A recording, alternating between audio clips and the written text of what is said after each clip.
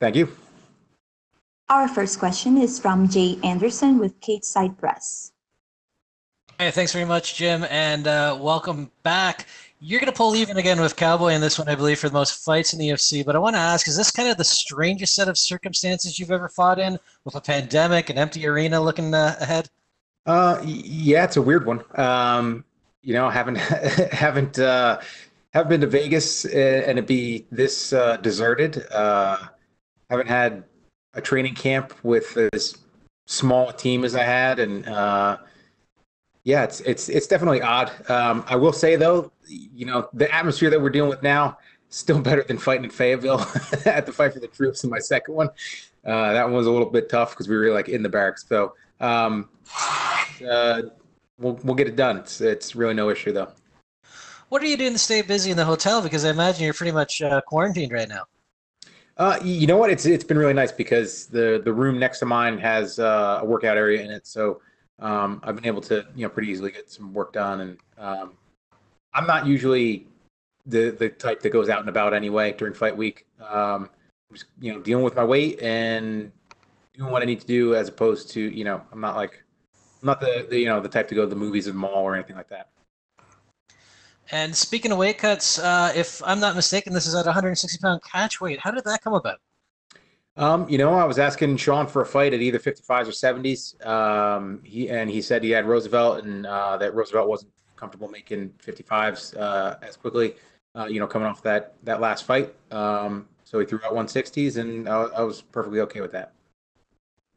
And last one for me. Speaking about your opponent, I mean, a young up-and-comer, nowhere near the experience that you have, but what's your take on fighting kind of a rising guy coming off a big win over Brock Weaver?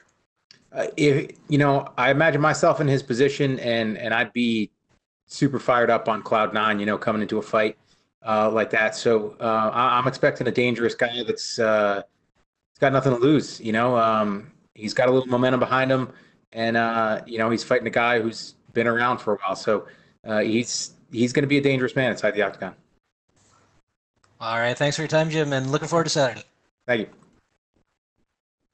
Our next question is from Stephen Morocco. Stephen, your line has been unmuted. Oh, I'm sorry. I didn't realize I didn't put my hand up or put my hand down. Sorry.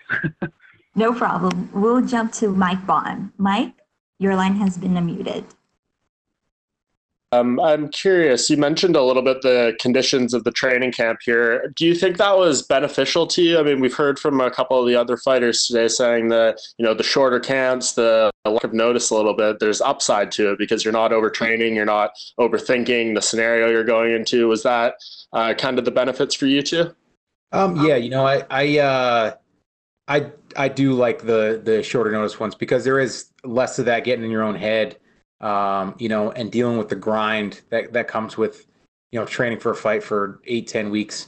But at the same time, like I have been training for the last 2 months or so, and it's been cool to kind of get back to that small group stuff and really make every session about me. Having a stable of young fighters around me, like they're always fighting and getting ready for fights, and training sessions were, I was the only guy with anything on the deck. So, it was all about just making me better and getting me in the best shape that I can and as sharp as possible. So yeah, there have been definitely some upsides to it. The downside is that I didn't have as big a team. I didn't have as big a group of guys. So you're missing out on a little bit of that. The camaraderie and the typical cool things that come with having a group of guys that are doing the same thing as you. Yeah, and it got mentioned off the top, this record-tying 35th fight here. What's this number going to look like when it's all said and done? Is it going to be 40? Is it going to be 50? How many do you have left in you? It'll be 40. I'm pretty confident with the way that I'm feeling that I'll get to 40. 50, I don't know. We'll see where it goes. I'm playing it, fight by fight, and I look ahead and I see UFC 300 in like 4 years, and I'm like, I don't know if I can make it that far, but it would be it would be pretty cool to fight on 100, 200, and 300. So um, I'm not hung up on that idea. I'm not focused on that idea. But like I said, where I'm at, another 5 fights after this. If I get to fight at the pace that I want to, that's a less than 2 years. So I can easily handle that. Yeah, do you think maybe you tweak your approach to how many fights you're taking? Like maybe, shrink it down to 1 fight a year or something like that to kind of, extend the longevity? No, actually the opposite. I if I got to fight as often as I wanted to, I'd have probably just about 40 fights now anyway. But yeah, it's for me, it's just easier to stay in it. I've been fortunate enough, knock on wood, that I haven't had to deal with anything super crazy coming out of any of these fights. And I've got plenty of injuries that I deal with, plenty of nagging stuff, but nothing's required surgery yet. So yeah, if for me to stay in the gym and have that goal ahead, it's easier for me to just keep on chugging along. And there's so many things now with a large family and the kids growing and running the business and all these other things that pull me away if I give the opportunity. So I'm good at focusing in on fighting when there's that fight ahead, but it becomes really difficult if there isn't. So yeah, if I could fight every 3 months, I'd be pretty happy with that.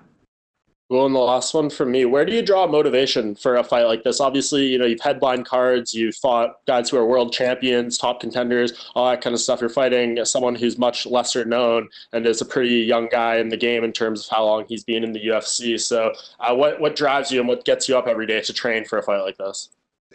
It's a fight. I've never looked over anybody, and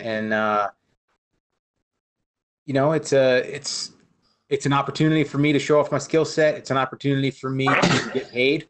There's plenty of things to be looking forward to about it. And like my goal is to fight to my full potential. And even at 34 fights in the UFC so far, I feel like I've come close, but I haven't quite cracked the code on how to fight perfectly every time. Like I want to be able to just turn that switch on and be at my best. And it's hard. It's really hard to kind of stay out of your own head and not let any of the things that are out of your control creep in. But yeah, it's that's the challenge. That's the thing that I'm trying to beat. It's really just beating myself and the atmosphere. It never really has anything to do with my opponent. They're just an opportunity and a particular skill set that'll hopefully match up well with mine and me show what I'm capable of. But yeah, it's kind of just it's beating everything else. It's dealing with that part and and all the other things that just pop up. And sorry, I do have one more just based off what you said there. Where has been the closest to that perfection you got? I mean, the last 3 wins you've had have all been first round submissions, pretty quick, less than around 2 minutes each or less. So do you feel you were pretty close there with those Gonzalez and Guida wins? Obviously, the last one didn't go your way, but there's been moments where things have clicked consistently. Yeah, I do feel like I was close with those. I mean, Guida hit me pretty hard, So, fortunately, that kind of, I was super excited for that fight. That one was just to be able to share the octagon with Clay. I've been such a fan of his for a while, and I was just really amped for that one. But yeah, so I was in a really good place, going into that fight, and he still landed that big shot that could have easily been the end of my night. But yeah, the Gonzalez, the Alex White fight, those were pretty good. And I go all the way back to like the Fabrizio Camoes fight, where there were little things that he did. He swept me and he hit me a couple times, but then I ended up just letting my body do what I've trained it to do for my entire life, and it did it. And against a high level guy, and that was awesome. So yeah, I just want to I just want to get to that point where like I can just shut it off and do what I've trained to do and show off all the skills that I'm capable of. Because fact of the matter is I've tormented some of my training partners for years with things that I've never hit in fights. And I kind of want to, for their sake, for them, I want to be able to pull those things off in the octagon. All right. Well, hopefully it happens Saturday night. Thanks, Jim. Thank you. Our last question is from Alistair Bishop with MMA Republic. I'm good. Fantastic. My first question is actually from my co-host. He wants to know why you shoot with the PSE. Why do I shoot with a PSE? Yeah, you know what? My good buddy and archery coach, John Dudley. He sent me the PSE, and if he's handing me something, I'm gonna shoot it because he's the master. So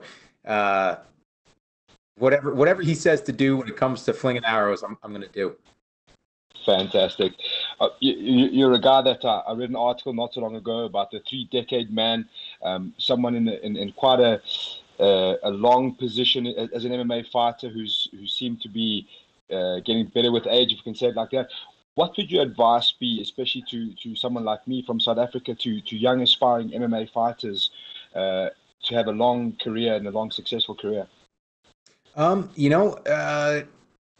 Don't let the bad days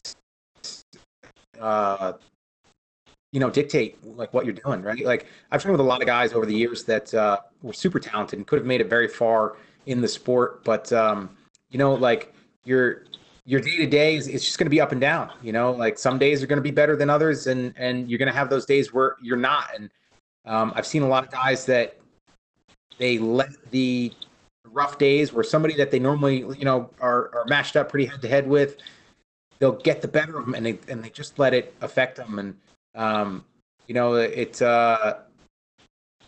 you just got to look at every opportunity as a learning experience, and make the most of it. And like I've had plenty of days, especially dealing with the Lyme disease, that my job when I was on the mats was kind of just to survive and to get through it and to protect myself. I needed to get the work in, and I wasn't in an optimal position to really like fight to my strengths or anything like that, or whatever it was, grappling, sparring, this or that.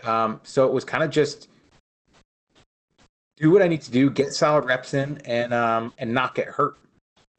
So like I would take those bad days, and I'd try to just get that little bit of everybody says the 1% better every day, and that's really what comes down to. Like dealing with the low spots. Fantastic. And at this point in your career, what are the kind of fights that you're looking forward to, the ones that really get you out of bed? Any of them. It doesn't matter. It doesn't matter. Like I said, that Guida fight, I was just super comfortable and excited to fight him. And it wasn't, there were no nerves. It was a kind of a different feeling. I don't know, just because I'm going in there, I'm fighting Clay, who's got a ton of really great wins on his record. But again, a fight that I know that I can win. And, I was just, there was nothing to lose. There's nothing to lose. I'd go out and fight my hardest against a legend, and I want to experience that again. I want to fight some more of these guys that I've not yet shared the octagon with, but shared the trenches with over these years. And I don't care if it's at 55s, 70s, hell, I'll go to 85s, and just share the octagon with some of these guys that I've been fans of throughout my career. And, but at the same time, I'll fight the up and comers, it doesn't matter. It's, every fight is going to be different. Every fight is going to be, like I said, another opportunity to show off my skill set. So yeah, I like them all. Awesome. Last one from me, Jim. Having done so much through your career, was fighting on the back end of a pandemic something you just absolutely had to do to add to the CV? Yeah, like I'm not gonna put together this career and not ask to fight, during this or on Fight Island. I got to throw my name into the hat for that, even though I'm not necessarily looking forward to flying across the world. It's one of those things that I fought on a lot of these big cards. It's like an 80s karate movie. Like I gotta go to Fight Island. So I'm looking forward to performing well on Saturday night, coming out of this healthy, and get another one hopefully by the end of the summer, and fight over there. Fantastic, thank you, sir, and all the best. Thank you. That's all we have for you today, Jim. Thank you. Thank you.